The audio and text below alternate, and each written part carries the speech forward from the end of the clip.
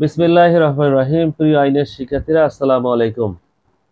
আপনারা যারা LLB pass এবং এলএলবি অনার্স পাস করেছেন, আপনাদের সামনে দুইটি বিষয় আপনাদের এখন ফেস করতে হবে। একটা হলো বাংলাদেশ বার কাউন্সিল পরীক্ষা, আর একটা হলো বাংলাদেশ জুডিশিয়াল সার্ভিস পরীক্ষা। আপনারা যারা খুব মেধাবী তারা বাংলাদেশ জুডিশিয়াল সার্ভিসের জন্য প্রস্তুতি নিন। আর যারা কম মেধাবী বা বেশি যাদের ইচ্ছা আছে যে বাংলাদেশ একজন ভালো আইনজীবী হবেন, তারাই মূলত বাংলাদেশ বার কাউন্সিল ফেস করে থাকে। আমরা একটু শেয়ার করি যে বাংলাদেশ বার কাউন্সিল সংক্রান্ত আমাদের অনেকেই, বিশেষ করে অনেক স্টুডেন্ট গুলো থেকে, স্যার অনেক বড় সিলেবাস, সেই সিলেবাস গুলো আসলে শেষ করা খুব টাফ। তারপরেও আমরা কিছু নির্দেশনা দিয়ে থাকি যে এই শর্ট সিলেবাস দিয়ে থাকি। আমরা এই শর্ট সিলেবাস দেওয়ার আগে আমরা আসলে বাংলাদেশ বার কাউন্সিলে যে কয়টি সাবজেক্ট আছে সে সংক্রান্ত অনেকের ধারণা আছে বটে, তারপরে একটু মনে করাই দিয়া। সেটা হলো যে আমরা জানি 7টি সাবজেক্টে পরীক্ষা দিতে হয় বাংলাদেশ বার কাউন্সিলে, এমসিকিউ, রিটেন এবং ভাইভা। সেই 7টি সাবজেক্ট হলো, একটা হলো যে CrPC, CPC, SR act, limitation evidence act এবং প্যানেল কোড, এবং সর্বশেষ হলো বাংলাদেশ বার কাউন্সিল অর্ডার। আমরা জেনে থাকি যে বাংলাদেশ বার কাউন্সিল যে পরীক্ষা হয় সেখানে এমসিকিউ, রিটেন এবং ভাইভা, এই 3টা ধাপে যে পরীক্ষা হয় সেই পরীক্ষায় ন্যূনতম 50% নাম্বার পেতে হয়। তাহলে সে এমসিকিউ থেকে উত্তীর্ণ হয়ে রিটেনে যায়, এবং রিটেনেও 50% নাম্বার পেলে সে ভাইভাতে যেতে পারে। আর ভাইভাতে 50-এর মধ্যে 25 পেলে সে হয়তো উত্তীর্ণ হয়। আমাদের অনেকেরই জানা আছে যে সেটা হলো যে কেউ যদি বা মানে এমসিকিউ বা রিটেনে উত্তীর্ণ হয় তাহলে সে পরপর 3বার ভাইভা দিতে পারে। এই 3বার ভাইভা দেওয়ার পরে যদি বা সে যদি উত্তীর্ণ হতে না পারে তাহলে তাকে পুনরায় নতুন করে পরীক্ষা দিতে হয়। তা আসুন দেখি আমরা আসলে যে আমাদের সাবজেক্টগুলো আছে সেই সাবজেক্টগুলোতে কোন কোন কোন কোন সেকশনগুলো সংক্ষিপ্ত পরিসরে যদি পড়াশোনা করা যায় তাহলে সেক্ষেত্রে এই বাংলাদেশ বার কাউন্সিল পরীক্ষায় ভালো করা যাবে। আমরা প্রথমে যেটা বলে থাকি সেটা হলো যে বাংলাদেশ বার কাউন্সিল 2025 সালে হয়তো অনুষ্ঠিত হবে। সেটা হলো 2024 সালের পরীক্ষা অলরেডি ফিনিশ হয়ে গেছে। আমরা এখানে দেখছি লক্ষ্য করে যে কোড অফ সিভিল প্রসিজিওরের মধ্যে আমাদের, আমি জাস্ট সংক্ষেপে আপনাদের ধারাগুলো একটু বলে দিলে আপনাদের সহজ হবে। ধারা বা অর্ডারগুলো, যেমন ধারা, দ্যাট ইজ সেকশন 1, 2, 9, 10, 11, 16 থেকে 20, ধারা 26, আদেশ 4, আদেশ 1, 6, 7, 8, 9, 11, 10, 12, 13, আদেশ 14, 15, 17, আদেশ 18, 19, আদেশ 38, 40, 39 এবং 26। এছাড়া সেকশন বা ধারা 55, আদেশ 25, 89 এ ধারা, যেটি আমরা বলে থাকি যে এডিআর বা বিকল্প বিরোধ নিষ্পত্তিকরণ, ধারা 22 থেকে 24, আদেশ 27, 29, 31, 32, ধারা 83, 84, 85, ধারা 86, 87, 91, 92,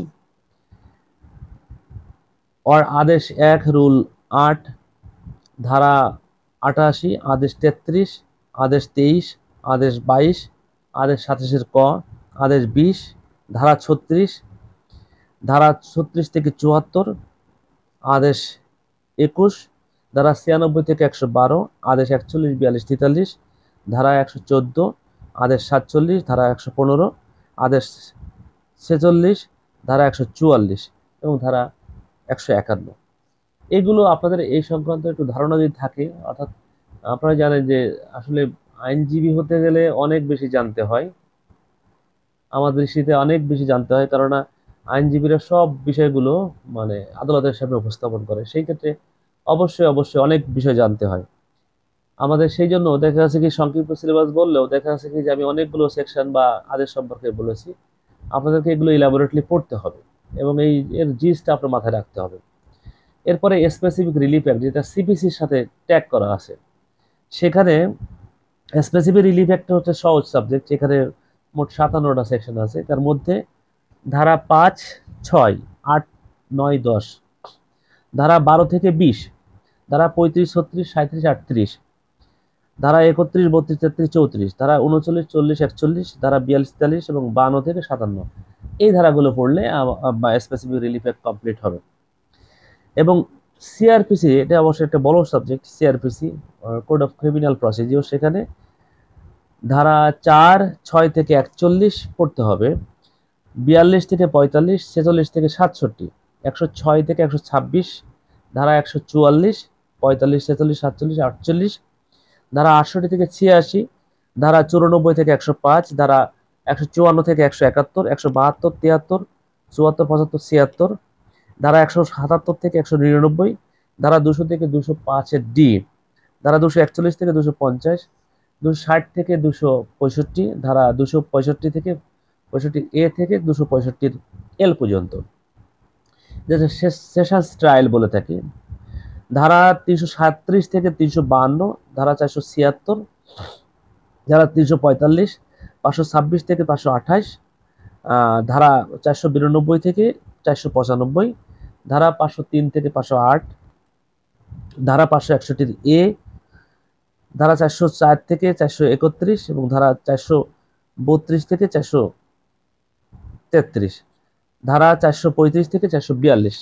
এই ধারাগুলো যদি আপনি ভালো করে পড়েন বা জিএস পড়ে রাখেন, তাহলে আমি মনে করি সিআরপিসি সম্পর্কে আপনাদের ভয়ের কোনো কারণ নেই।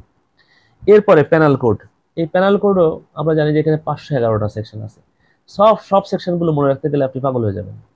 তো আমরা সেই ক্ষেত্রে এই প্যানাল কোডের যে সেকশনগুলো আছে, এই সেকশনগুলোর মধ্যে 6 থেকে 52, 34 উল্লেখযোগ্য, 107 থেকে 117, 53 থেকে 75, 76 থেকে 106, 120, 120 বি, 121 থেকে 130, 141 থেকে 160, 161 থেকে 171, 172 থেকে 190, 191 থেকে 229, 230 থেকে 263, 264 থেকে 267, 268 থেকে 294 বি, 299 থেকে 377, 503 থেকে 506, 378 থেকে 462 বি, 463 থেকে 489, 493 থেকে 498 এবং সর্বশেষ হলো 499 থেকে 511।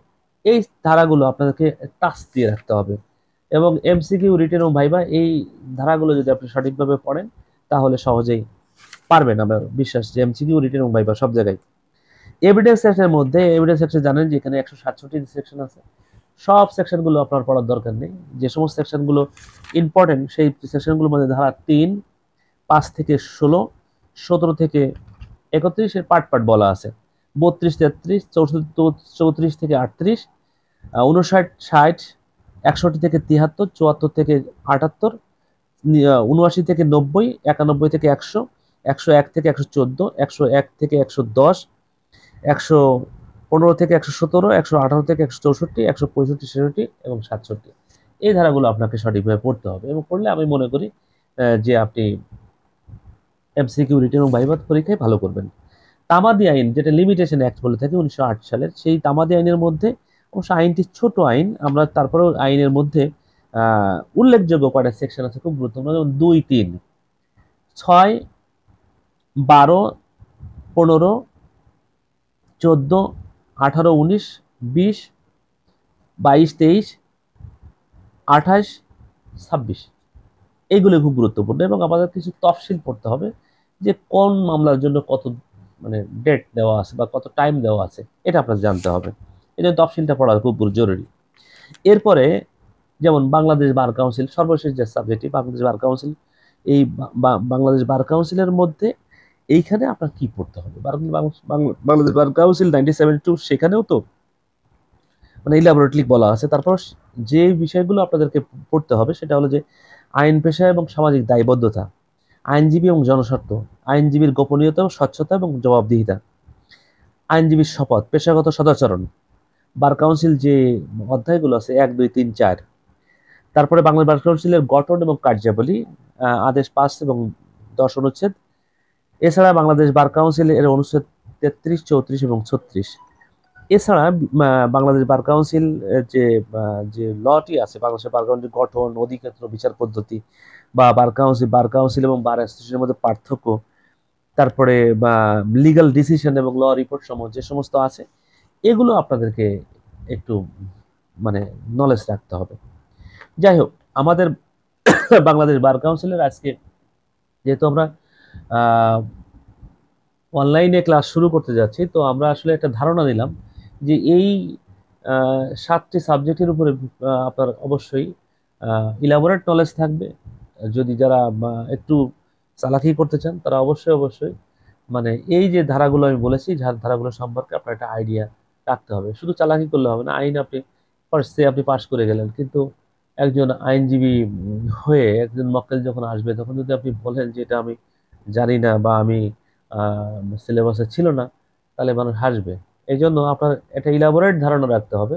ধারণা রেখে আমাদেরকে সামনের দিকে প্রসিড করতে হবে, এবং পাশ করেন ফিল্ডে যখন প্র্যাকটিক্যাল এক্সপেরিয়েন্স, যখন কোর্টে প্র্যাকটিস করবেন, তখন অবশ্যই অবশ্যই আপনার আছে বা সব ফেস করতে হবে। সেহেতু আইনজীবী হলে বা বিচারক হলে আপনি পড়বেন না বা ফাঁকি দিবেন, এটা বলার কোনো সুযোগ নেই। যাই হোক, সবাই ভালো থাকবেন। আমরা পরবর্তী ক্লাসে আপনাদের আহ্বান জানিয়ে আজকে এখানে শেষ করছি। আল্লাহ হাফেজ।